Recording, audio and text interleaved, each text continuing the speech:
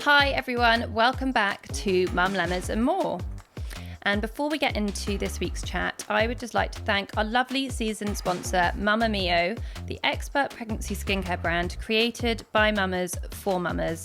And don't forget, we've got a special discount code for you all, offering 25% off the range. So stay tuned to find out more. Hello everyone, and welcome to the Mumlemmas and More podcast. Oh, no, we've done that bit. If you couldn't already tell, that is not Charlie. My wonderful co-host and bestie, Charlie, sadly has COVID, so she's not with us today. We've got our fabulous guest, Annabel Karmel, on co-hosting duties. So welcome, Annabel. Thank you so much for agreeing to do it. Annabel, you might not know this, but on the show, we occasionally like to play a little game called Bring It Back or Leave It in the Past. And you get to choose one thing you'd bring back and one thing that you would leave in the past. And it doesn't necessarily have to be mummy related. Last season, Charlie was trying to bring back snogging. So it could be anything. Anything that springs to mind? Yes. So I have 3 children and they're all now in their 30s. But I would like to bring them back when they were like 18 months, 2 years old, when they were still like, whatever you wanted them to do, they were so happy to do it with you. And anything you said, they looked at you with wide eyes. And now they look at you and think you're a complete dinosaur. Or they take over the computer because you're too slow. And it was such a lovely time when they were little. I really, really loved it. And dressing them up, they'd wear whatever you wanted them to wear. I get mine are at those ages now. So that I really enjoyed that. I think the best time of my life was when I had those little kids. They were absolutely fabulous. Really? I couldn't wait to be at home with them. People do say that it's like between like 0 and 4, that it's like this peak life experience when you get to be around children of that age. So I remind myself of that when it's really stressful. I just think you will literally want this time back so much. Do you know what I did, which is, it's really nice. And now with digital like cameras and things like that, and not printing films like we did in my day, going to Boots and having it printed, I made a book of each of my children every year between the ages of 1 and 6, and they love looking at them now, and that brings back memories that they probably would have forgotten, and all the little things I used to dress them in, like hats and dresses, and I dressed them like the 2 little girls, and I think it's such a nice thing to do. Yeah, I love looking back at the pictures that my mum has of me when I was little, with all the like Peter Pan collars and the birthday parties, the birthday cakes, the holidays, and all of that. Yeah, it's really special to have. Lovely. It's really important to capture that. And is there anything that you would leave in the past? Definitely. Having my child on the staircase, I would definitely leave that in the past, with no doctor and no one coming for 2.5 hours after I'd given birth. Having lost my first child, and this was the child after I'd lost my child, I could definitely do without that. And the whole thing was, I called my doctor and I told him I was in labour, and he said, it's very early stages yet. He said, I suggest you run a bath, watch a video, just relax, you'll be so much better off. And then I called him again. I'd asked him if he'd be at home. He said he would be. Couldn't get him. Got him on his bleep. He was in a restaurant, I think, and he said, don't worry, you're still in the early stages of labour. I put the phone down, my waters broke, and I'd been to an antenatal class, so I knew you had to go to the hospital. I go upstairs and I screamed to my husband like, the baby's coming. Of course, he didn't believe me. He came up, the head's already out, blue, thinks the baby's not alive, and then the baby's body comes out. And we didn't know the baby can't breathe until the body comes out. Yeah. So he wasn't sure. They are blue. Yeah. Then I'm attached by the cord, and no one comes because we called for an ambulance and still no one came. So you're holding the baby. Well, I couldn't actually get the baby terribly close because it was like I was afraid to I don't know, the cord was it was not a very nice thing. It was like throbbing and blue and white and not very pleasant, to be honest. You don't know about that when you're having a baby in hospital. That was my second child, Nicholas, after I lost Natasha.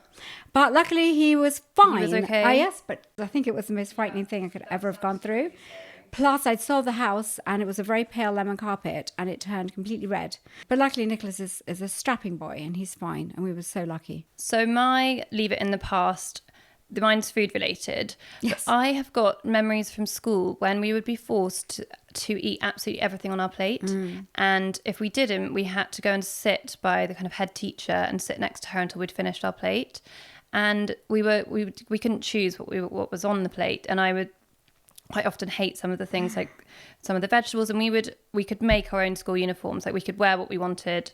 The school isn't still still going. Quite not surprised. And we did sewing as a lesson, and we also did cooking. But I used to make these skirts with big pockets, and I would literally put the food I didn't want to eat in my pockets. But I just think it's just quite. I don't like that pressure on children to finish everything on the plate. I can't eat banana custard because we were forced to eat banana custard. And it really put me off a lot of things. Like I can't eat beetroot. I can't eat beetroot. Yeah. I just don't like beetroot. I don't either. And the thing is, beetroot contaminates every other food you put it next to. It suddenly becomes purple. It's my worst food. Okay, but I do like a beetroot brownie. That's really good. As soon as you put it into a brownie with chocolate, it is good in a brownie. Takes on a whole new meaning, beetroot. In a juice, I don't mind it. It's not my favourite in a juice, but like I can tolerate it if it's blended with other things. Or it's a beetroot crisp. That's also quite nice. Okay. Yeah. But there are ways to just eat like beetroot on its own. I agree. Like I'm with you on that. 100%. So I would leave that in the past, forcing children to feel like they have to finish their plate, and bring it back. I just like children's food, just like the classics, like kind of, I love eating a lot of what the girls eat now, like, shepherd's pie, fish pie, like you just can't beat it. It's just comfort food. Yeah. So I feel like, yesterday Sienna was eating jelly and I was like, just how love yum. Jelly. Yeah. But I make rosé jelly. Rosé and a cordial. It's amazing. It's not exactly for children. Well, it might get them to sleep. Might help them sleep through the night. That's the thought. That sounds delicious. Well, yeah, exactly. So I would bring back delicious children's food because it's just comforting. But I make the most fabulous fish pie and cottage pie. And interestingly, in our food ranges that we sell in supermarkets, they're really popular. Our chicken potato pie, cottage pies, they do really well. That's what kids love. Comfort food. Yeah. That kids do love. The great thing about fish pie is you don't have to cook the fish. You just put it into the sauce and it cooks in the oven. If you cook it first, it then becomes overcooked. So it's like a step you don't have to do. Yeah. No. I like to make things easy.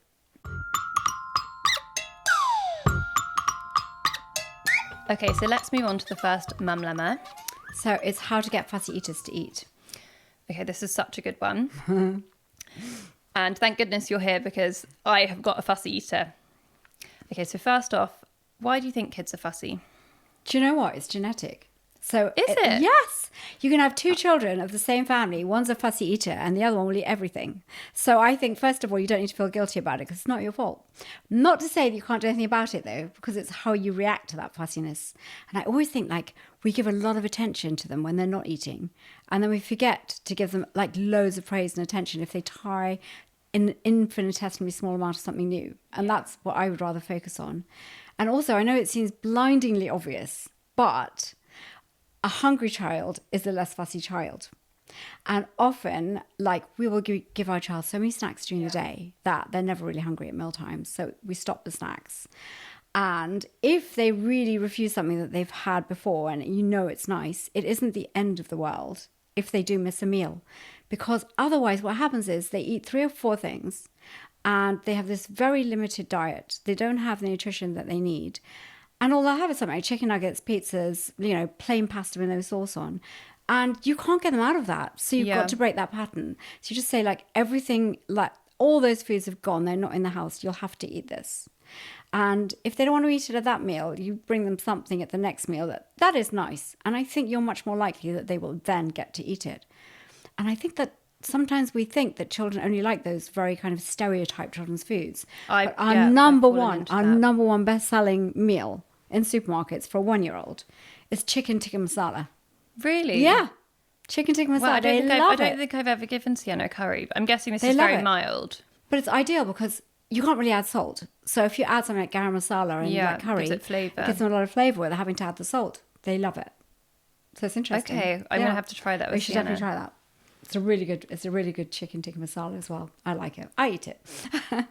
My baby would definitely eat it. She'll eat anything. She just tries everything. I make chicken curries for 6-month-olds. Really? Yeah. Well, I try to give her kind of all the same things as Sienna, but she'll just try anything. That's good. And that's a great window a between 6 months and 12 months where they tend to eat lots of food. And then around 11 months, their rate of growth slows down because they grow more rapidly in their first year than any other time in their life. So it's quite normal that at 11 months, 12 months, they stop eating as much. And also they just want to pick things up with their fingers. So that's when you have to go to finger food.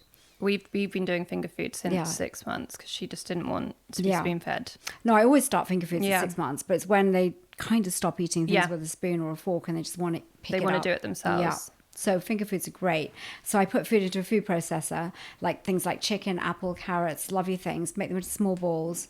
I just bake them in the oven, and all these little balls they can pick up with their fingers, and they're full of nutrition. And that's so simple to do. So simple.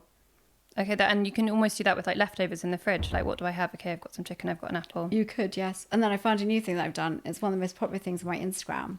So what I do is I make like minced chicken and onion and breadcrumbs and a few vegetables, and I get a star cutter and I push it into the star cutter, and then I lift the star cutter up and it ends up in a star shape. Doesn't take long to do that. And then I put them all in the oven and you bake them, and they come out like chicken stars. Just like savoury biscuits. Yeah, and I do so many things like that. I do these.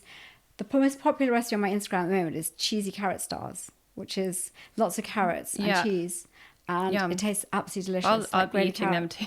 It's amazing. Sounds like a great snack. And because it looks cute and it's in the shape of a star, the children like it. And, sometimes you just have to do that if a child's really fussy, because they eat with their eyes. You have to make it look good. Yeah, but it sounds like it's super, super difficult, and it's not. It's just so easy to do that, and it makes all the difference if you're really stuck. So it's about making food look good. Yeah. So I'm going to move on to, we kind of touched on this, but I think this is, a lot of people really will want to know the answer to this. Is it cruel to let your kids go to bed hungry if they won't eat their dinner? I wouldn't let my child go to bed hungry. I think that's not a good idea.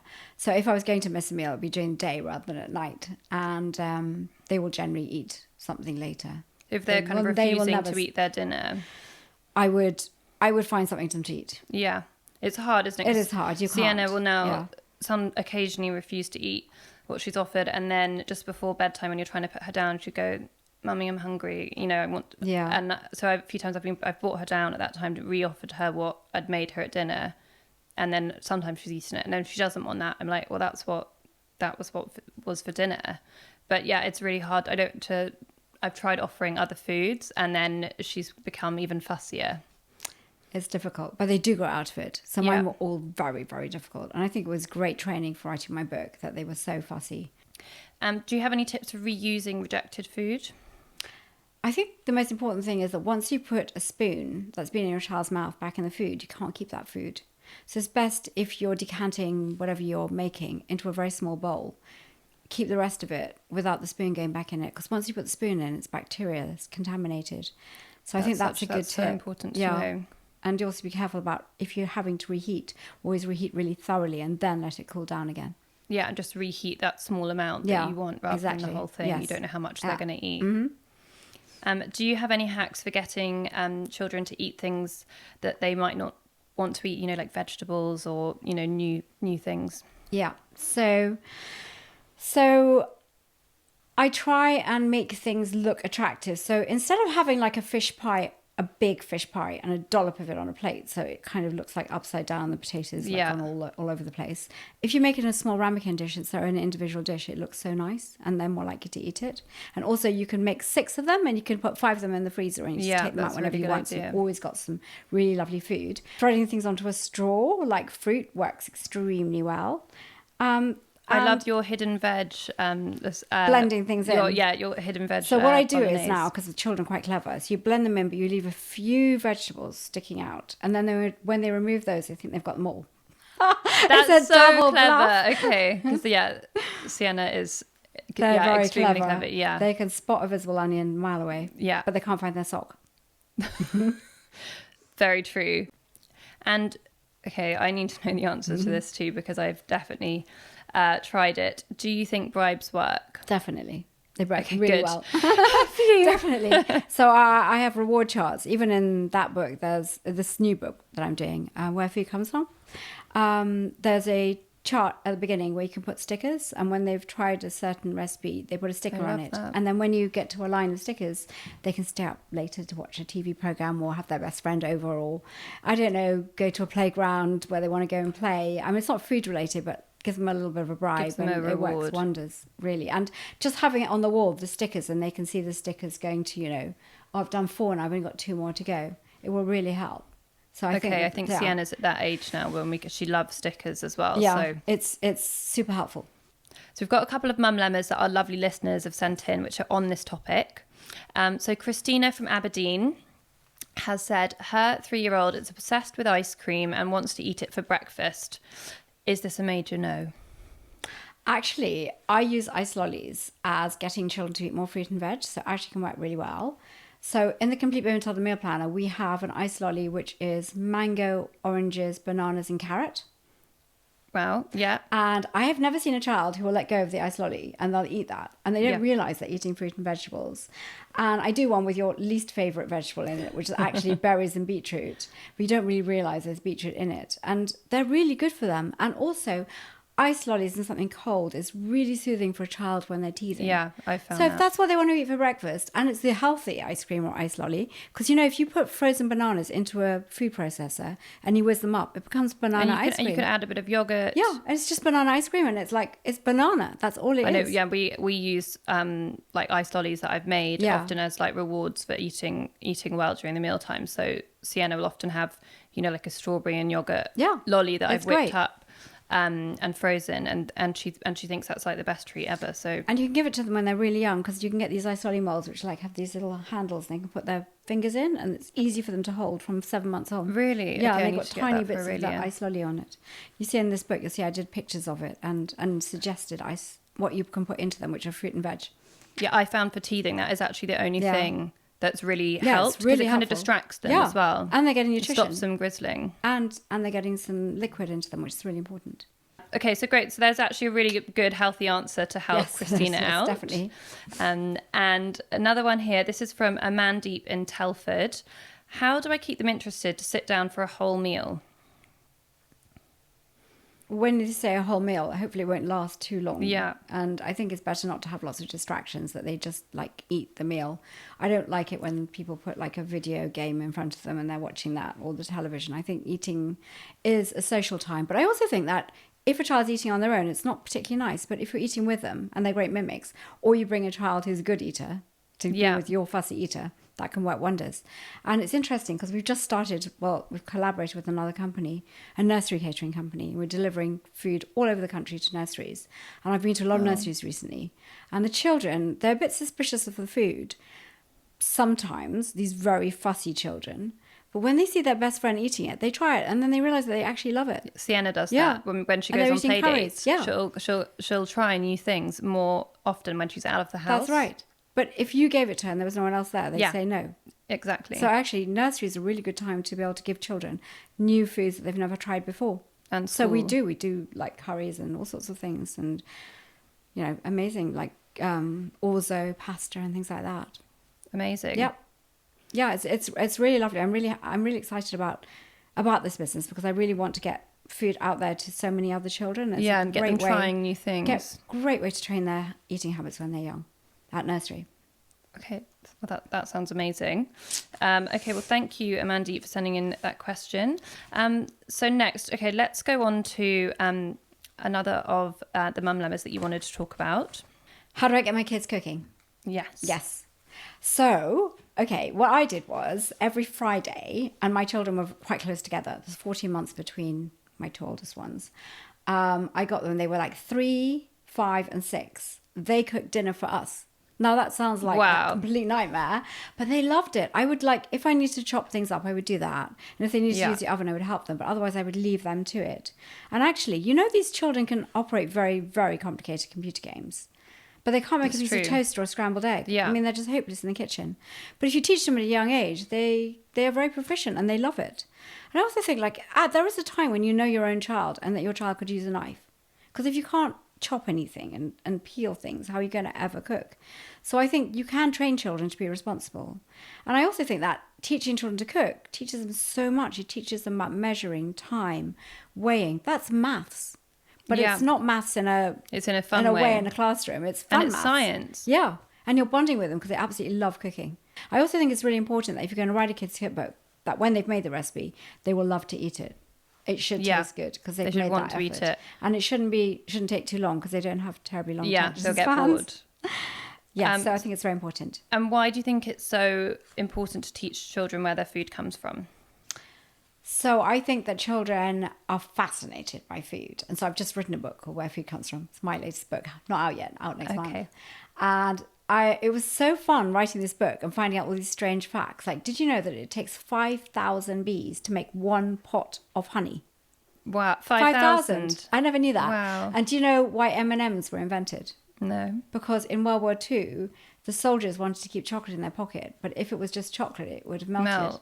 So they made these candy-coated chocolates. Wow. It's so interesting. Or fun things that they can do, little experiments, like how do you know if an egg is raw or if it's hard-boiled?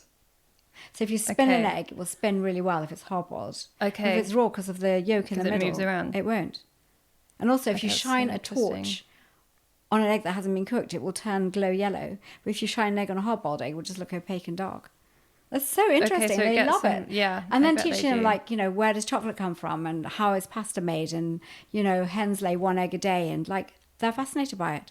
And just eggs, just like boiled eggs, like poached eggs, scrambled eggs. We were doing photography for another book, also on kids cooking. And the models who came, first of all, they were, like, a bit nervous. But as soon as they started to cook, they just loved it. And I couldn't get them out of the studio. They absolutely had the best time. Yeah, rolling dough, cutting out shapes, stirring scrambled eggs. They loved it. All children love to cook, and they like to be part of the adult world. And it's a life skill. If they don't learn to cook, they're going to be, eating junk food.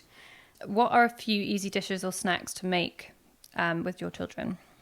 So I find that anything in a wrap suddenly takes on this, like, it's now delicious. Quite fun. So if you put vegetables in a wrap and you put cheese in it, or if you make a quesadilla, that's delicious. But on its own, it wouldn't have been delicious. So I'll do something like, they quite like pesto. I do a little bit of mayonnaise, pesto, tomato, basil, mozzarella, put it into a wrap. So easy. I mean, that sounds like a good way to get me to eat vegetables. It's so good. That sounds like I want to eat it. Or I've given you a baby-led weaning book, and in that book is one of my favourite quesadillas, which is chicken, tomatoes, sweet corn, red onion. It's got a bit of thyme in it, and you put it between 2 quesadillas, and you put it into a frying pan. And as you put it into the frying pan, the grated cheese layer is on the bottom, and it melts into the chicken and the vegetables, and then you flip it. Oh my God, it's so good. And it sounds so simple. My children love it. It's super simple, and the children make it themselves. They love it. Okay, but that's another one on my list to try this weekend. Try that one, it's very good. And any other tips for getting started?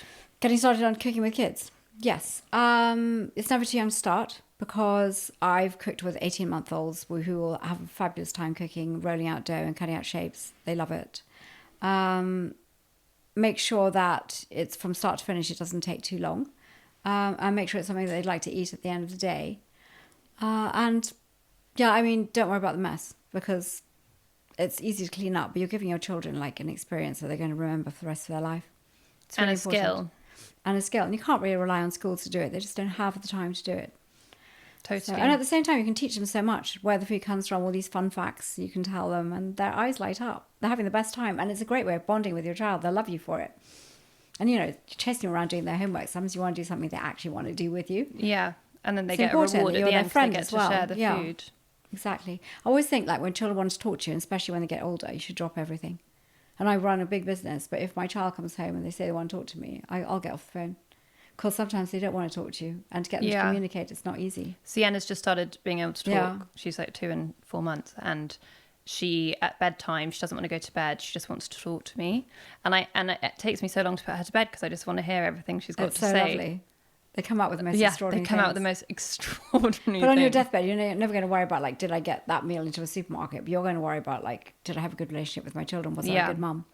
At the end of the day, you've got to think about the big things in life. You do, like, nothing. I'm not sat there thinking, what time is it? Like, and I should be making dinner for my husband. I'm just like lost in that moment of what she wants to tell me. That's what they want you. They don't want toys. They want you. They want your attention.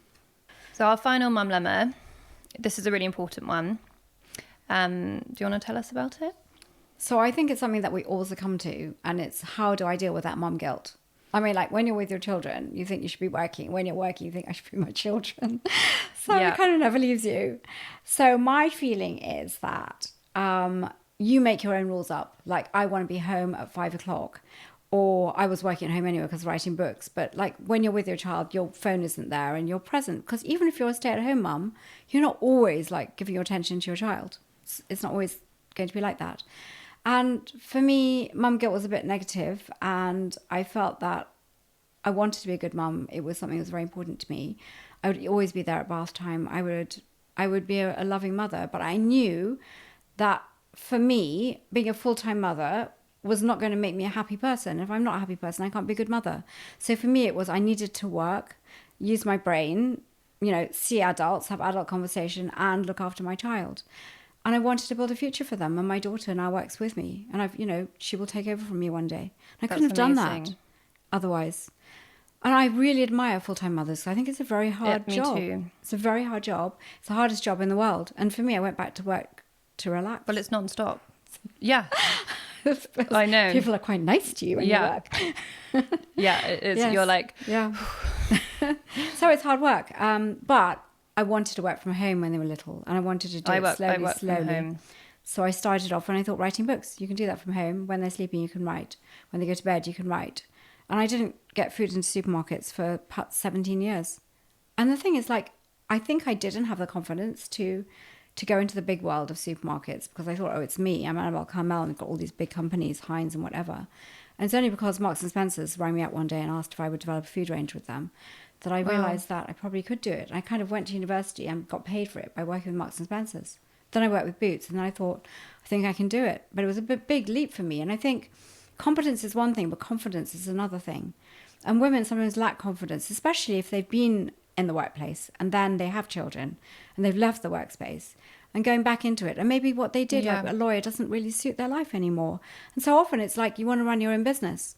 Yeah, but you want to be able to say, you want to be able to choose your hours and choose, to be there at bath time, which isn't always possible. Although running your own business, I always say it's not a full-time job. It's not a part-time job. It's a complete lifestyle. You live and breathe your work when it's kind of your business. So it kind of takes over. It's kind of like another child. Yes, it is. But it was very connected with what I did. I mean, I was cooking for the children all the time. So I was writing the book in a way where I didn't realise it. And as the children grew up, they were my chief tasters and all their friends were. So I was super lucky and they were my models. And I loved it. And I spent a lot of time with the children, but I still had a career that was growing. And I was just writing books really for many, many years. Well, it's amazing that you managed to do it at home as well. But it's still super tough when you're trying to work from home, trying to work during nap times like I've done it. And, it's hard. It's hard because sometimes the nap doesn't happen when you've got multiple children. One naps at one time, then one goes down, another one wakes up half an hour later and you don't get much time. So, and we want to ask you one more of these. Yes, of course. One more thing related to mum guilt, because I think it is a topic that's very important to our listeners. What is your best mum with career life hack? Gosh. Okay. I think there's so many that I could think of. But I think it's to make sure that what you're doing in your life is what you really want to do. So I always say that no one can change their beginning, but anyone can change how their life ends up. And if you want to start a completely new career, which I did, do it. Do follow your passion. And don't think you have to be an inventor, because you don't. I wasn't an inventor. I wrote a book which had nice recipes in it for babies, and I did meal planners. But it wasn't rocket science. I hadn't invented anything new. I just did it a bit better than anyone else.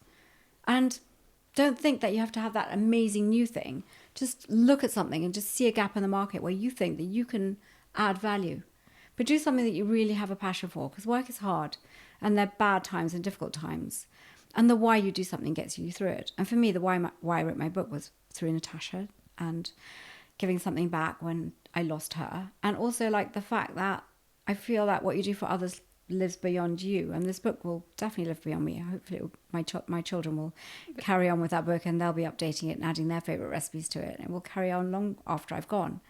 And I think that that's a nice thing to do in your life, like to do something that helps other people and definitely helps children have a healthier life, because at the end of the day, what you eat will determine your future. So for me, it was my cathartic kind of legacy to Natasha, and ended up, strangely enough, being my career. But it wasn't how I planned it. So do what you believe in. Yeah, and what you have a passion for and what you love. So we've got a question from our community. Any tips for returning to work after maternity leave? I mean, I've had a lot of people who've worked for me and they've had multiple babies whilst they've been working with me. And I think that this is slightly different, but I think that they are just as good at their work, if not better, because they don't want to waste time, because they want to go back to their child. And I think that I always say, like, if you want to settle your child into school, just work from home and, collect them at 2:00. And I think employers just need to give women that flexibility, and they'll work again in the evening. Like, don't worry about it. Don't stress about it.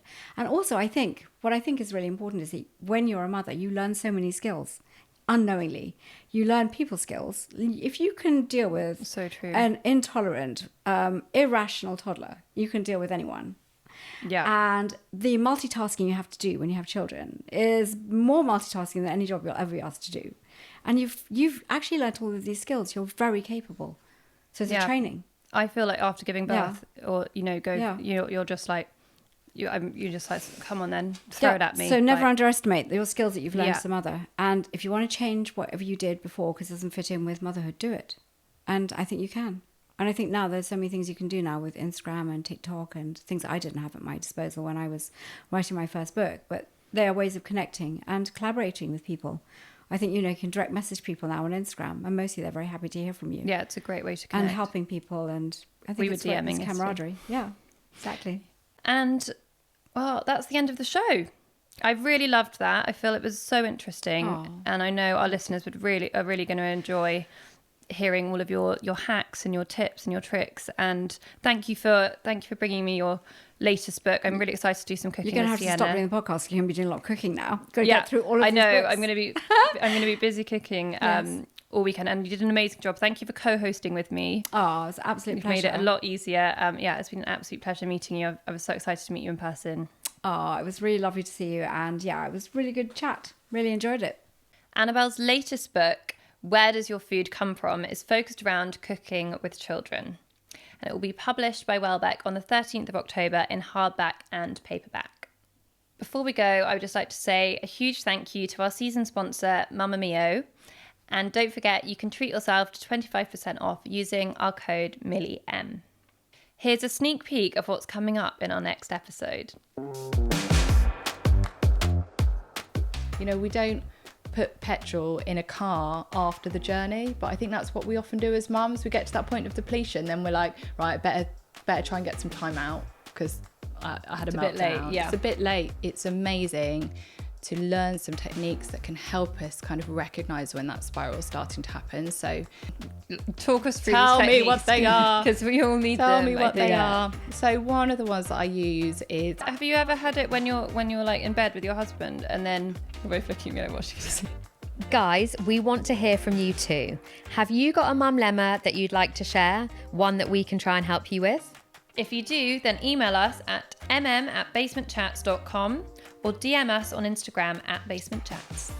You can also check out our YouTube channel for behind the scenes clips. Just search Mumlemmas. The YouTube channel is updated every Sunday. Thanks to audio producer Laura Gallop of Feast Collective and the rest of our amazing team who make this podcast happen. Not forgetting Basement Chats for creating this space where we can have this chat. Please note, everything that we chat about on this podcast is just our honest and most authentic thoughts, but we are not experts. So please do consult with your GP or with a professional if you want to find out more about any of the topics that we have discussed.